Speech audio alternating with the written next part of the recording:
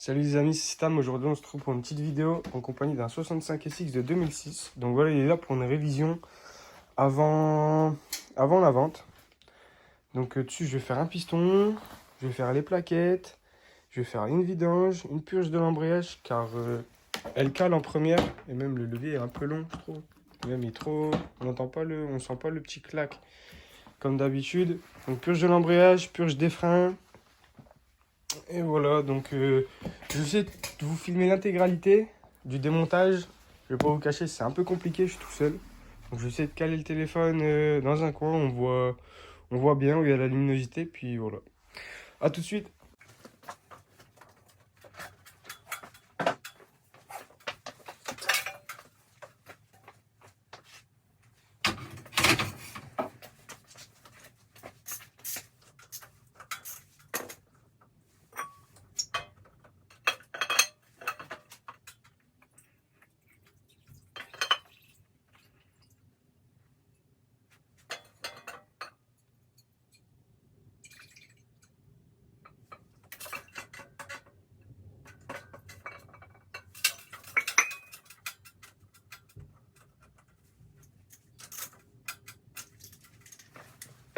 Voilà, le nettoyage du filtre aussi, parce qu'à ce que je vois, c'est pas très entretenu. Ah ouais, ça ne rigole pas. C'est bien dégueulasse. Je m'étonne, elle tourne pas super bien la moto. Je vais pas la laisser repartir comme ça. Ouais, je vais tout nettoyer. Moi, j'ai retiré les écrous. J'espère qu'il va pas être collé. Non, ça va. Alors, verdict. Alors, je viens de voir que sur la vidéo, que ça s'était arrêté de filmer pendant que je retirais le cylindre. Donc voilà, là, j'ai un peu brossé pour voir la côte du piston, donc côte C. Honnêtement, pour 30 heures, il m'a dit qu'il y avait 30 heures. Il est en super bon état pour 30 heures. Même le cylindre, il a rien du tout. On va pas bien voir, mais franchement, c'est nickel. Donc là, je vais mesurer le piston avec mon pied à coulisse. Donc là, je vais mesurer la taille du piston pour savoir, pour avoir sa cote en fait, pour recommander le même. Puisque si je prends trop grand, bah, il y a des risques que ça serre. Si je prends trop petit, il y a aussi des risques que ça serre. Donc voilà, le cylindre est propre, il n'y a rien. Franchement, il est nickel. Donc pour mesurer mon piston, je vais me servir d'un pied à coulisse numérique. Comme ça, il est encore plus... C'est super précis. Donc là, le piston, il fait combien? Il fait 44,78. Donc bah, on va commander un 44,78. Donc là, je vais passer à la purge. Donc j'ai retiré le couvercle, je comprends pourquoi ça embrayait mal. Et attention, faire attention avec KTM, enfin embrayage hydraulique. C'est pas du dot 4 qu'il faut mettre, c'est de l'huile minérale en fait. Je sais pas du tout c'est quoi les caractéristiques de ces huiles, mais je sais que c'est pas pareil du tout. Parce que le dot 4 ça mange tout à l'intérieur, ça bouffe les joints, après ça pisse l'huile. Donc là, bah, je vais préparer ici, parce que j'ai un petit appareil, quelque chose qui aspire. Donc, je vais vous montrer comment moi je procède. Donc voilà, là j'ai aspiré toute la merde, enfin tout le reste, parce que j'ai un petit aspirateur comme ça que je branche à une batterie. Donc je mets mon huile minérale. Je remplis le plus haut possible. Parce qu'avec ça, j'ai pas besoin d'à chaque fois appuyer sur l'embrayage, tout. Donc là, je le mets en route. Et là, j'ouvre.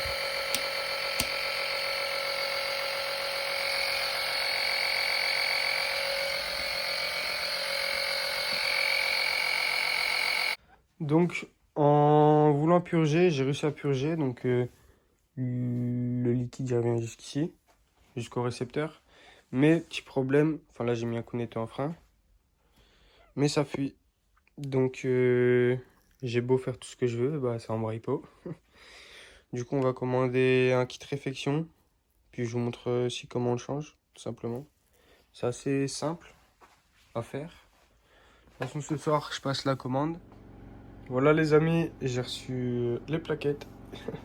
J'ai jamais vu des plaquettes aussi petites. Je prends un exemple, un mégot de cigarette. C'est... C'est rikiki, c'est tout mignon. Mais ouais, j'ai pas fait gaffe, mais ouais, c'est les mêmes. Du coup, voilà, là, pour changer les plaquettes, faut enlever les deux vis de 8 ici. J'ai déjà desserré hein, pour avancer, puisque voilà. Donc, les deux vis de 8, les deux BTR. Je sais pas c'est quelle taille, mais voilà. Putain, elles sont longues.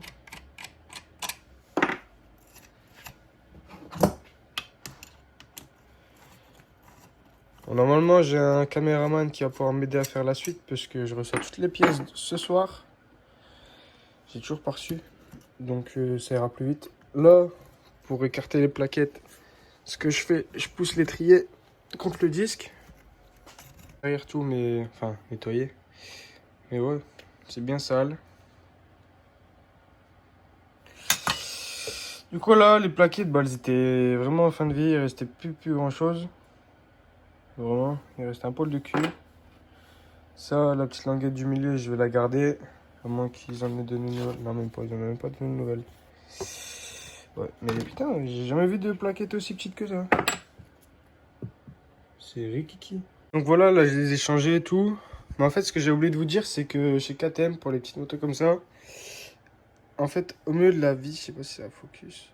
Voilà, en fait, il y a un filetage et une toute petite vis, une petite vis en torx, en fait.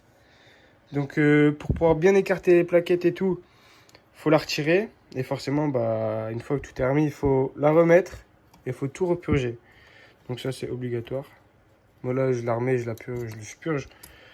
Et voilà. Et voilà. Frein, enfin, plaquette changée, étrier purgé.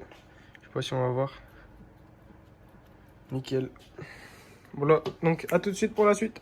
J'ai eu ma petite commande. Piston neuf.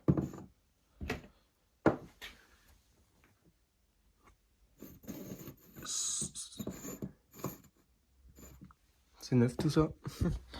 Voilà, donc là je vais procéder au montage. J'ai mis un chiffon pour au cas où il y a un circlips que j'arrive pas à mettre, bah, qui tombe pas dans le fond, que je dois pas ouvrir le moteur. Parce que sinon, bah, c'est de la merde. Là, je vais nettoyer vite fait le plan de joint. Parce que j'ai retiré le plus gros, mais j'ai pas fait la finition. Du coup, voilà, je vais tout vous filmer ça. Ils sont mis. Donc, attention avec le segment, la petite lettre toujours vers le haut. La flèche toujours vers l'échappement. Donc, j'ai bien nettoyé le plan de joint. Bon, ça focus. J'ai bien nettoyé le plan de joint. J'ai remis un joint d'en base. Donc, kit piston neuf. Donc, piston, circlips, axe, segment, cage à aiguille. Et là, je vais remettre le cylindre. Mais je vais pas pouvoir le filmer. Parce que... Donc, le cylindre, les écrous, là, je vais bien les vérifier avec ma clé dynamo. Et compresse 1.65.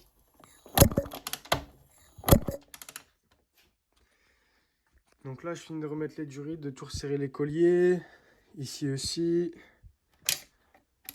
Tac. Ce qui me reste à faire après, c'est le kit réfection de maître cylindre.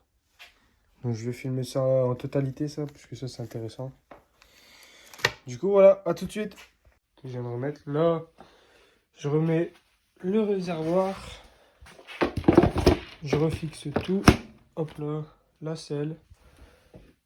Et là, je vais pouvoir faire le maître cylindre. J'ai le levier et l'ancien kit. Donc là, j'ai retiré l'ancien kit, enfin, l'ancien petit caoutchouc, enfin, le pare-poussière, le levier. Donc là, en fait, il y a, je sais pas si je vais savoir le choper là. J'essaie de le faire tourner pour pouvoir le choper. L'ancien kit, on y passe.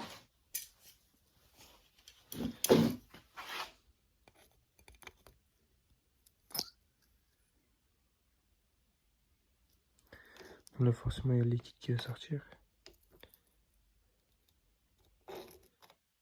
Tac.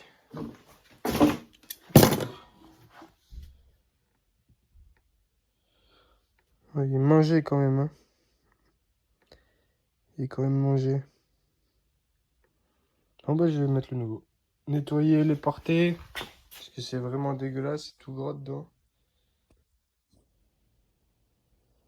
Ah, j'ai tout lavé. Bon, là, c'est reparti pour la purge, hein. Je vais pas vous refilmer ça. J'ai pas pris ma machine électrique, ce coup-ci. On va tout de suite. J'ai fini. Donc, comme j'ai dit en début de vidéo, là, on est entré par le claque. Écoutez, je sais pas si on va entendre.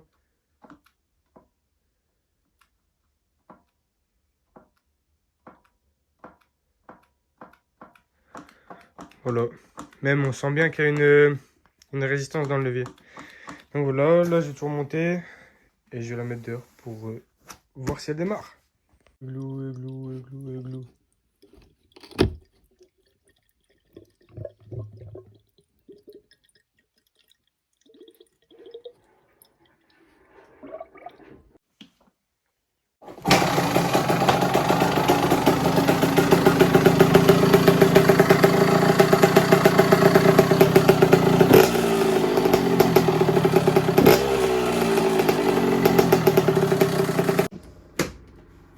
La moto est terminée.